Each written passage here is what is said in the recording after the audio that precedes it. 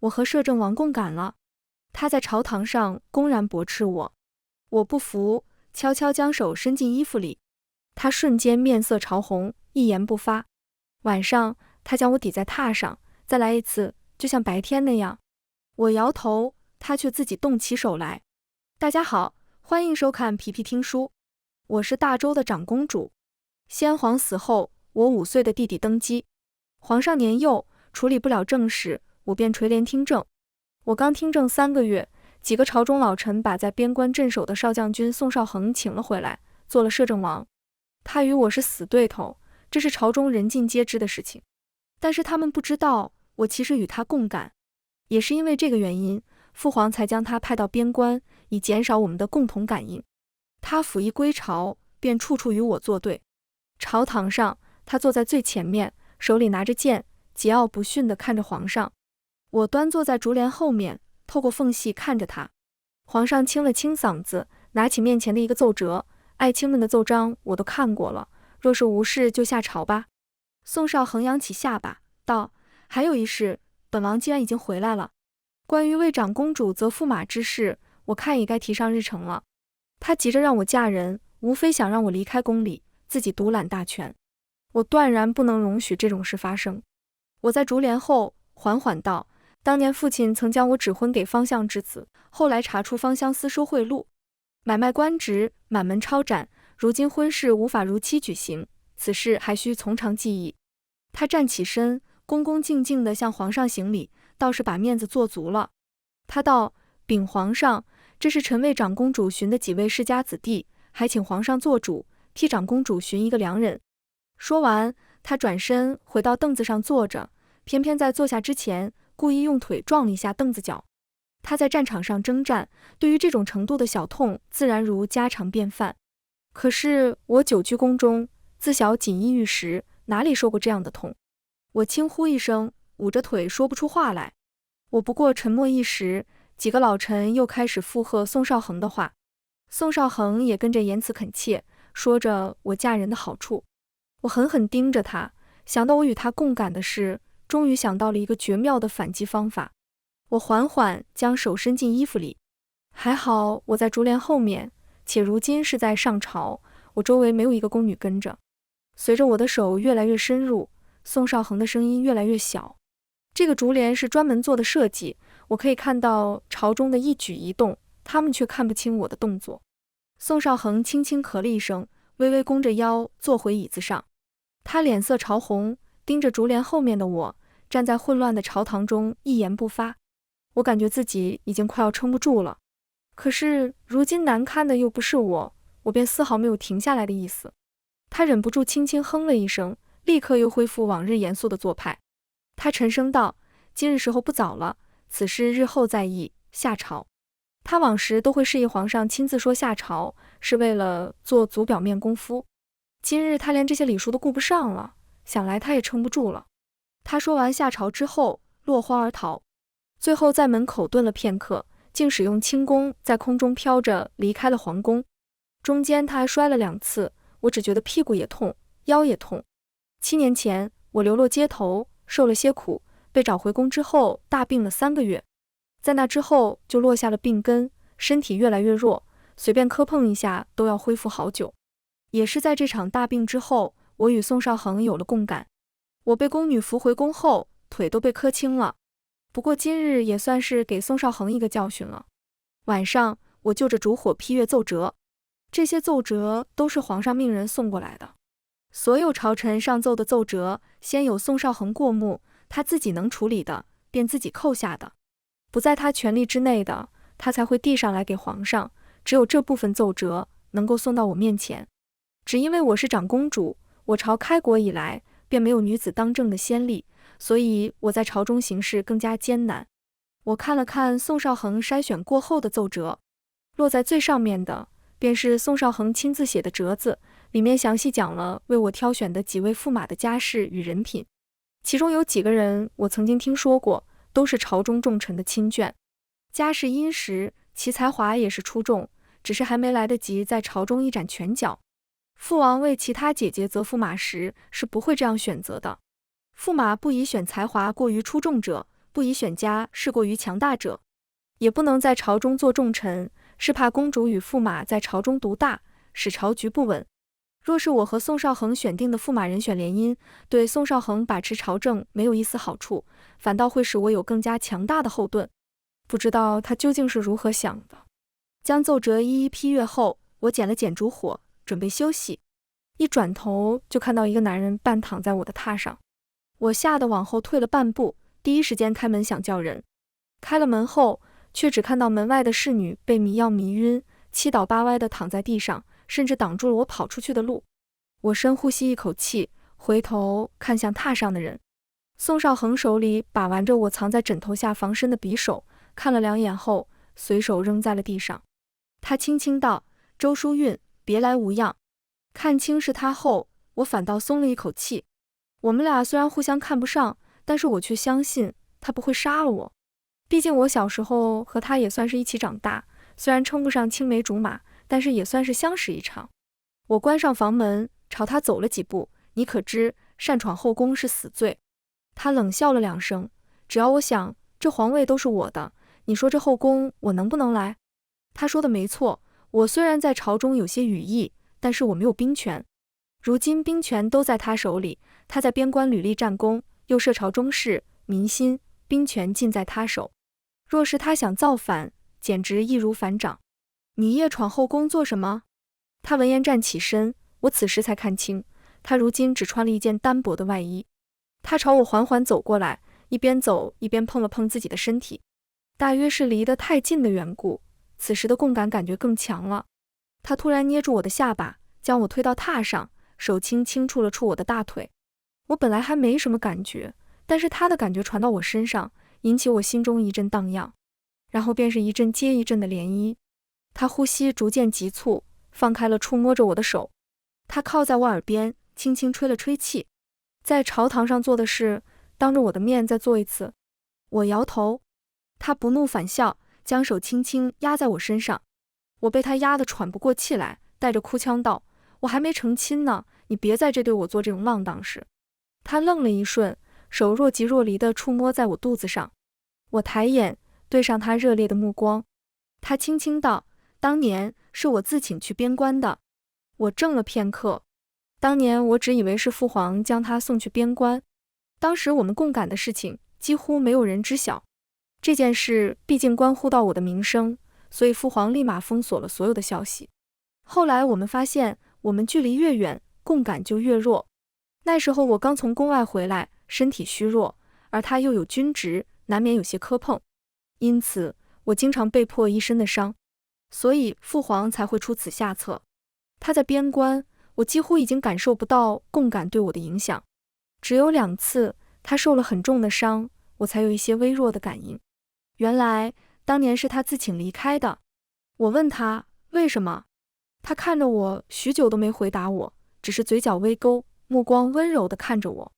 他摸了摸我的鼻子，我忍不住了。他说完这句话后，将头埋在我的肩窝，轻轻吻了吻我。亲吻越来越重，我能感受到他心里的悸动，让我真切感受到他的兴奋。天快亮时，我才终于得空睡了一会。他在我旁边抱着我，我小憩了一会后，迷迷糊糊地问他：“你不睡一会吗？一会还要上朝去。”他摸了摸我的头，道：“无所谓，咱俩不去，朝上不起来。”说着，哄着我又睡了。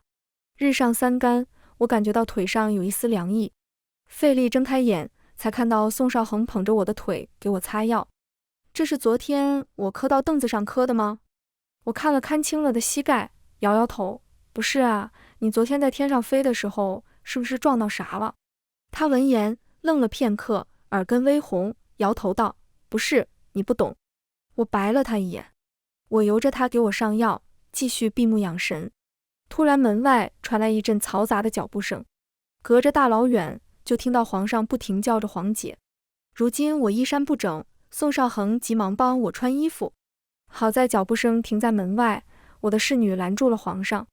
回皇上，长公主还在睡着。昨晚宋少恒把他们都迷晕了，我知道他没有恶意后，就让他把解药拿出来了。我把他们遣回去休息，只留了一个人守在门外。本来她一个宫女是不敢这样阻止皇上的。可是如今我在这后宫中独大，宫女也愈发大胆起来。皇上守在门口，轻声问我：皇姐醒了吗？我清了清嗓子，已然梳洗完毕了。皇上急匆匆来找我，有什么事吗？皇上声音急切：皇姐，摄政王不见了。我看向一旁正穿衣服的宋少恒，尴尬地笑了笑，对着门外道：人不见了就去找，来找我干嘛？皇上又道：皇姐，几位大臣要来见您，已经等在门外了。他那么大的人还能丢了不成？不过就是一晚上没见到人。至于这样沉不住气嘛，还把大臣们都领进后宫了。我斥责他：你是皇帝，这宫中谁敢不听你的？如今你虽未娶妻，但宫中尽是些太妃和公主，若是冲撞到了，如何是好？想来那些老臣们看到我和宋少恒都没上朝，强迫皇上将他们带过来找我。皇上声音小了些，道：皇姐教训的是。我看了宋少恒一眼，宋少恒还在急匆匆地穿衣服，真不知道他怎么这么慢，脱衣服快得很，穿起来就磨磨唧唧。如今门外已经堵了好几位大臣，他们来无非有两件事。他的语意是来质问我的，质问我是不是暗中处理了宋少恒。我的语意也是来质问我的，质问我是不是暗中处理了宋少恒，什么时候把他的党羽也一并处理了。他挠头笑笑，小声道：昨夜确实有点忘我了，把正事给忘了。我叹了口气，扬声对着门外的皇上道：我不见。皇上道了声好，接着就传来哎呦一声。转眼间皇上已经摔了进来。如今宋少恒还在我房里呢。事发突然，我趁着门外混乱，将昨夜他扔在地上的匕首朝他方向踹了踹，给他递了个眼神。如今可不能让这些老臣发现我们俩的关系。第一，可能有损我的声誉，当然我并不在乎，我要是在乎声誉，我就不做这摄政长公主了。第二是可能会让这些老臣觉得我们两个人沆瀣一气，谋取皇位。我对皇位不感兴趣，我就是看皇上年龄小，替他拿主意。至于站在我身边的这位，应该也不感兴趣，毕竟他是被那些老头们强制从边关叫回来的。宋少恒反应也很快，立即明白了我的意思，拿起匕首抵在了我的脖子上。几个老臣闯进来，看到我正在被挟持。皇上从地上爬起来，看向我们，急得大喊：宋爱卿，切莫冲动，你千万别伤我皇姐，我什么都能给你。皇上说完，突然咦了一声：那是我皇姐的肚兜吗？怎么挂宋爱卿腰间去了？这下我可怎么解释？皇上话音刚落，几个大臣的目光齐齐朝着宋少恒的腰间看去。我斜着眼看向他的腰间，他外衣扣子还松着，我的肚兜还挂在上面。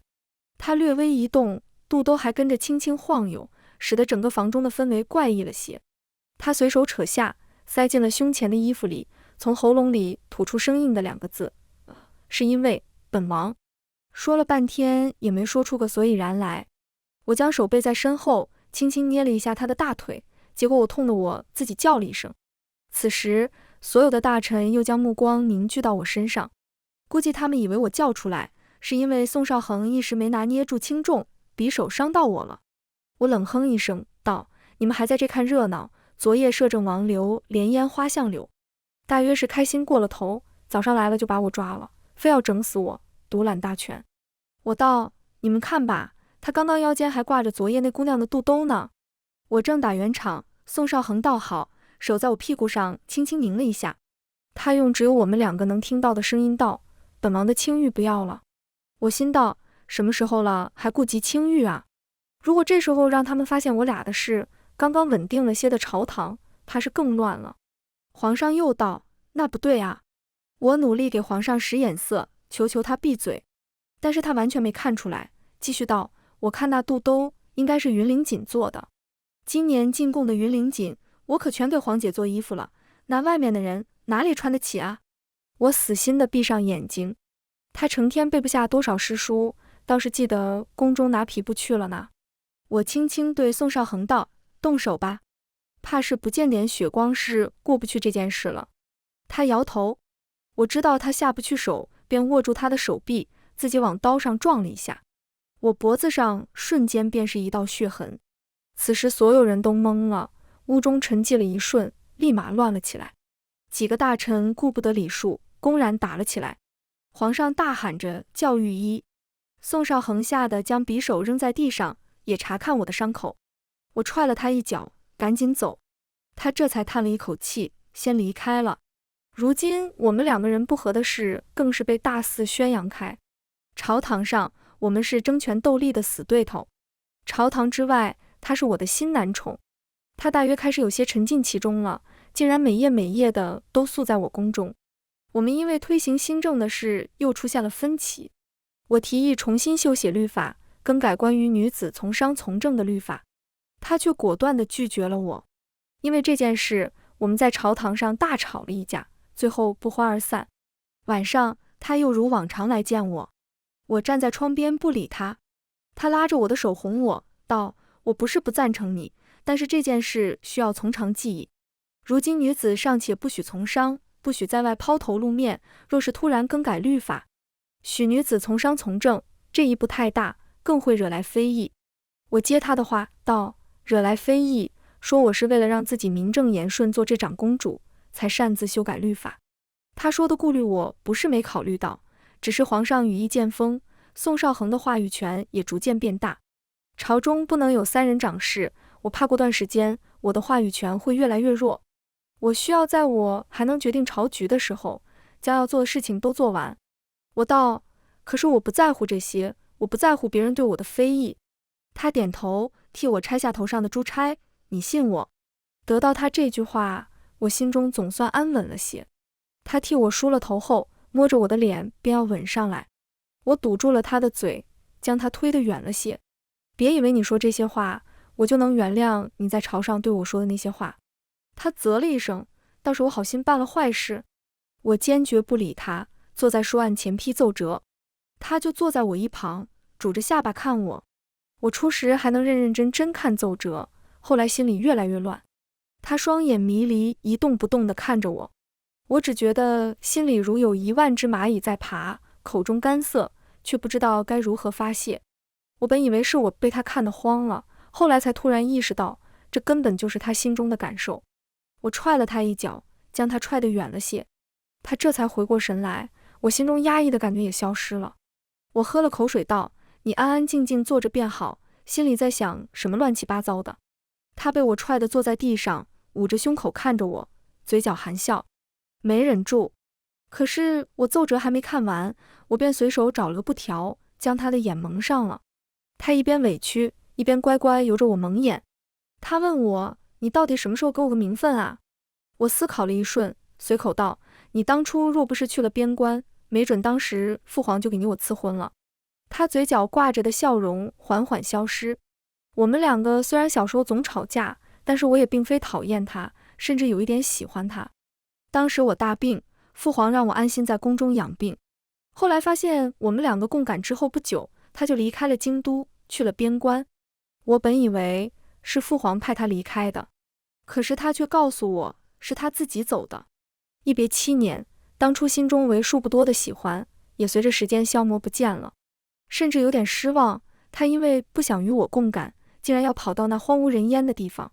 他低着头，手轻轻搭在我的手腕上，那我明天便让皇上拟旨，为你我赐婚。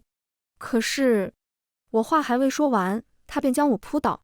明明眼睛蒙着，却丝毫没影响到他，反倒有了些全新的体验。他轻轻凑到我耳边，我好像又发现了什么不得了的东西。这一夜，我睡得格外不安。宋少恒得手之后，我就让他回自己府上了。我似乎做了一个冗长的梦，梦里是宋少恒在青楼里将流落街头的我救了回去，然后便是他守在我房门外，和一个人对话。那人道：“想要救公主，唯有一法，但此法凶险，一步错便没有回旋的余地。”宋少恒急切道：“什么方法？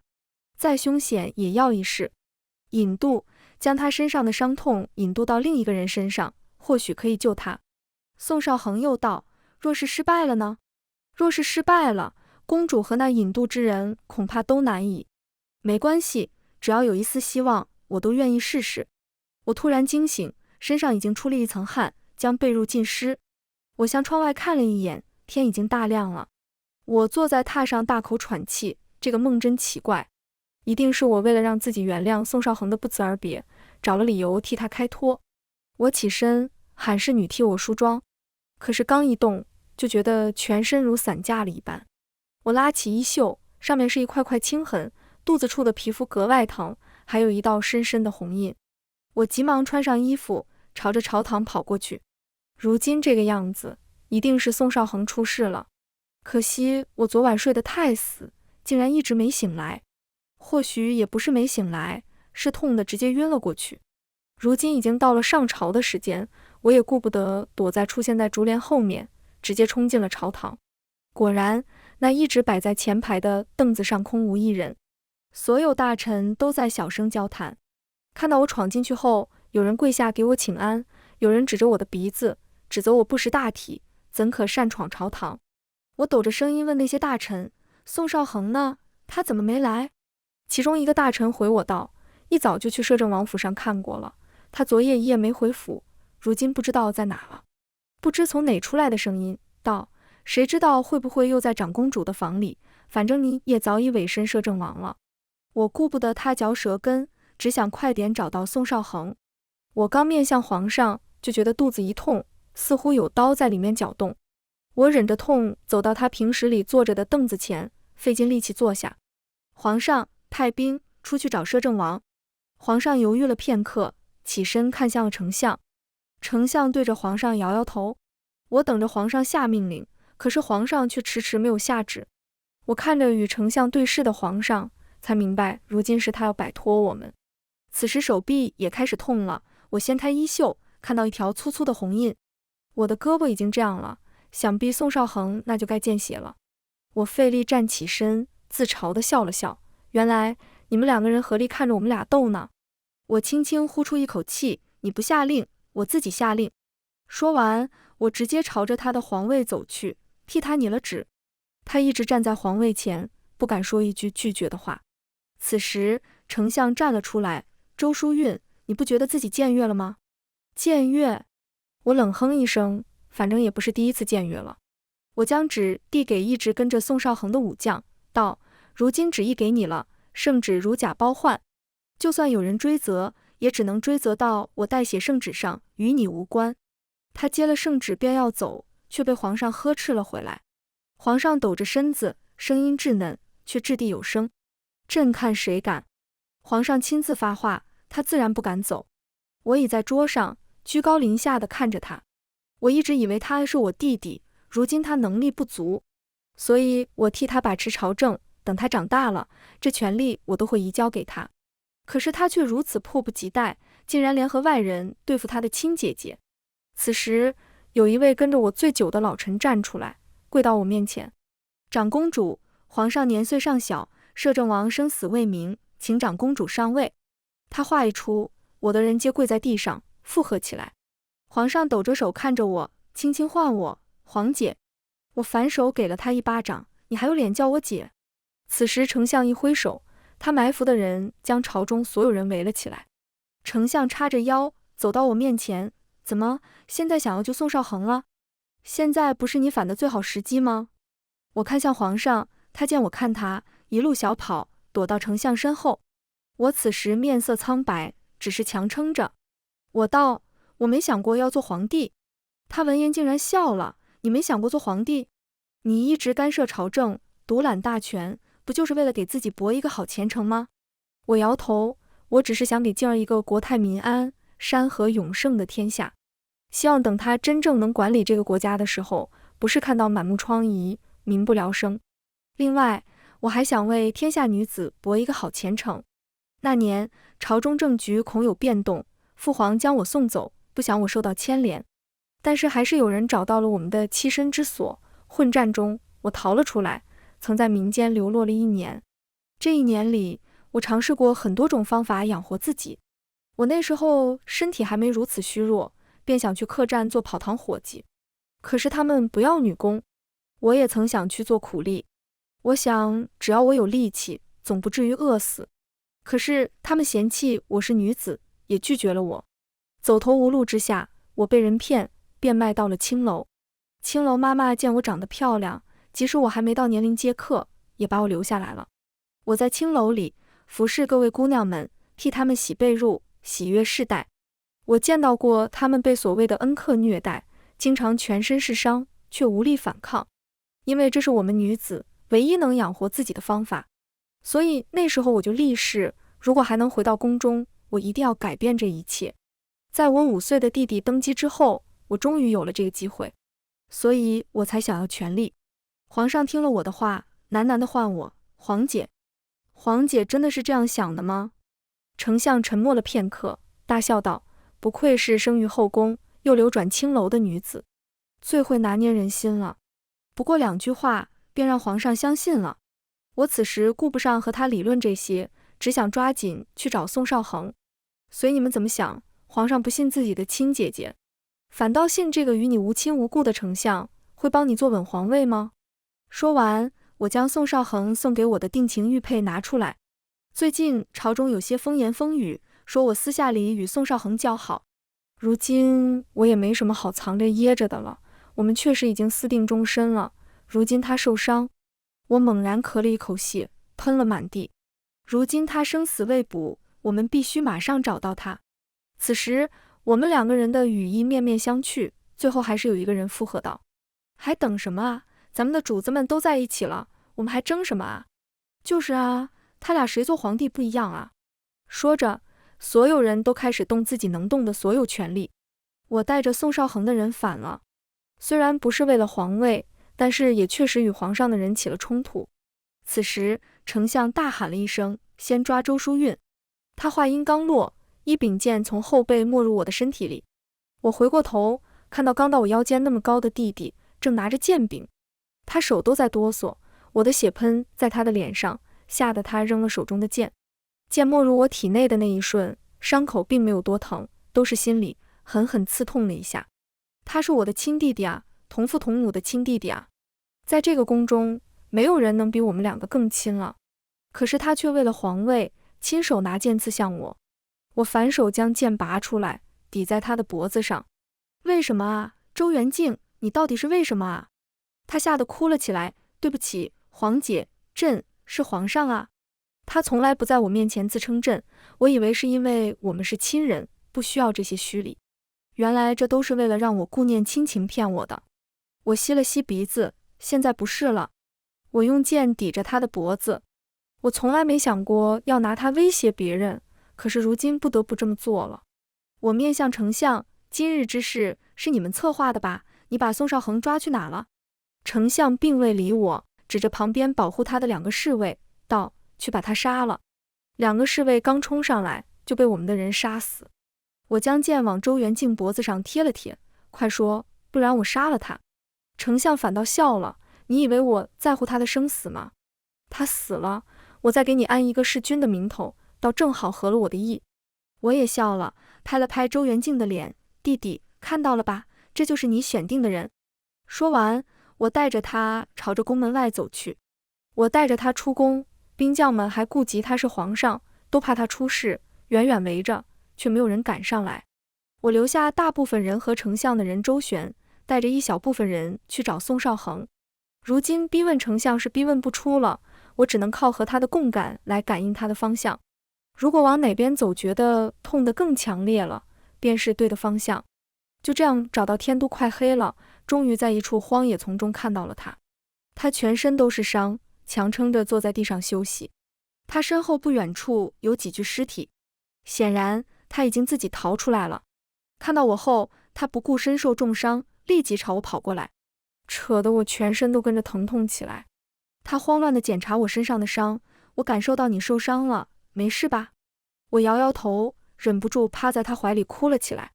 他拍了拍我的后背，费力站起来，反了吧？他声音轻轻的，虽然是疑问句，却给人一种不容反抗的坚定感。我点点头。他低头看向周元敬，一个手刀将他劈晕。这场夺位之战持续了1天1夜，最后以宋少恒手刃了丞相告终。而我全程都因为太疼了，痛晕又痛醒。周元敬因为年纪太小，又是我的亲弟弟，我舍不得将他送进大牢里，只能囚禁在宫中。如今朝中无地，我又还没恢复好，依旧是宋少恒负责朝中大小事务。他亲自下了圣旨，送到了我宫中，是我与他的婚事。他依旧以少将军自居，而我呢，还是长公主。我休息这段日子，他清理了丞相余党，而我与他的亲信，平日里总是斗嘴，不过斗嘴归斗嘴，最后都是一家人。成亲之日定在3个月后，此时我的身体已经恢复得差不多了。那日，满朝上下皆是大喜。他曾经和他一起出生入死的兄弟都送来了贺礼，是托一个游医送过来的。那游医名叫李初季，听闻医术高超，在边关那几年，皆是靠他替将士们医治。见到我时，那游医双眼放光，看了看我的脸，又扒了扒我的眼睛，道：“公主恢复得可真好。”我奇怪地看向宋少恒，宋少恒耸耸肩：“大夫嘛，都这样。”可是看他的样子，就像是曾经见过我的。第二日，宋少恒去上朝时，我去寻了李初季，他正在房中捣药，看到我，眼中一喜，忙招呼我过去。长公主来了，快坐下，我给你把脉。我将手伸出去，侍女替我搭上一块手帕，她把完脉，给我开了几副强身健体的药。我终于问出了心中的疑问：我们认识吗？我好像在梦中听到过你的声音。宋少恒被抓那夜，我做了一个冗长的梦，梦里就是这个声音与宋少恒对话。他沉默了片刻，将药方递给我的侍女。公主忘记了，当年您大病了一场，还是我给您看好的呢？我确实不记得了，因为那段时间我大部分时间都是昏迷的。当年我被卖到青楼里，一直被人监视着，一旦想跑就会挨打。养了我快1年后，妈妈不愿意再让我做杂活，逼迫我接客。那天晚上，我用花瓶砸死了那个男人，我又被他们打了，还被他们强制灌了损害身体的药，让我身体大为受损，这样我就只有力气接客，没有力气伤人。可是因为药量太大，我差点死掉。我已经忘记是怎么回宫的了，但是李初季告诉我，是宋少恒找到了我，他找了我1年，终于在一处青楼里找到我。可是那时候我已经被折磨得不成人形，快要死了。他杀了青楼里所有人，将我带回了宫中。御医想尽了办法，也无力回天。最后，宋少恒找到了李初季，他们用了一种名叫引渡的方法，将我身上的伤痛与痛苦全部引到别人身上去。但是此种方法还未有几人尝试过，一不小心就可能2个人一起身死。但是他还是选择试一试。李初季道：“你那个时候的状况，其实就都没什么意义了。”我回想在梦里他们的对话，或许那不是梦，是我迷迷糊糊中听到了他们的对话，只不过后来已经忘了，那夜身体太痛，又想起来当初大病时候的事。这次的引渡并没有成功，虽然把我全身的伤痛引到他的身上了，可是我们却痛感相通了。他离我越近，痛感便越强烈，我依旧会痛死。后来他们发现，只要距离越远，我的痛感就越弱。他根本不是因为要训练士兵才总受伤，而是本来属于我的痛苦，加到了他身上，又传回了我身上。后来他也病得下不来床，为了保全我，他请旨去了边关，名义为镇守边关，实则是切断共感对我的影响。他在边关几经生死，总算是撑过来了。而我虽然身体没大碍，却自此虚弱得很。李初季是笑着和我说这些事的，可是我却是哭着听完的。这些事我从来没有听任何人提起过。李初季将捣好的药倒出来，道：“本来他是不想回来的，因为你少时很讨厌他，可是听说你在朝中被各种大臣针对，就火急火燎地赶回来了。”我忍着泪水道：“所以就回来，亲自针对我了吗？”此时宋少恒已经站在我身后，指着李初季道：“就知道你嘴里没有个把门的。”李初季被指责了，也不怒，笑道：“我不想让你重走我和顾莲的老路。”提到这个名叫顾莲的人时，李初季眼里的笑意消失，转而为悲戚。婚后第3日，我回了宫中，也是政变之后，我第一次上朝。我依旧坐在竹帘后，宋少恒依旧坐在那个凳子上，而皇位上空无一人。宋少恒站起身，走到最中央，跪到地上，道：“长公主，国不可一日无君。长公主拨乱计时，教中立兹，实乃社稷之福。臣请长公主登基称帝。”众大臣纷纷附和。如今确实没有人适合做这个皇位，而且我坐上这个位置，更加方便我日后推行新政，我便应了下来。登基大典之后，我去见了周元敬，他呆呆地坐在凳子上，见到我时，立马朝我扑过来，跪在地上求我原谅他。皇姐，皇姐，你是我亲姐姐啊，求求你原谅我好不好？我也是一时听了丞相的谎话，错信了他，才做了这些错事。我将他扶起来，进而忘了父皇教育过我们，不论在何时，都要端庄自持，不能自乱阵脚。他站起身，努力保持冷静。我又道，还记得母后教过我们什么吗？他哭了，不停用衣袖擦眼泪。母后教过我们要互相扶持。我替他擦了擦眼泪。是啊，他说在这宫中，我们是真正的亲人，我当真了，想替你守好皇位，可是你却忘了。他愣愣的，没说话。我道，朕念在与你亲姐弟一场，不会对你怎么样，你就在这宫中自生自灭吧。他听到朕这个字时，突然发起疯来，指着我骂道，周淑韵，你看吧，你就是觊觎这个皇位，说着什么不稀罕，其实心里想要得不得了吧。我才刚出世，你就登基称帝了，你不是说你不想要吗？为什么不能还给我？我想要啊。也许骂出来能让他心里好受一些。我刚离开周元敬院子，就感觉身上一阵奇异的感觉，估计又是宋少恒耐不住性子，找我回去呢。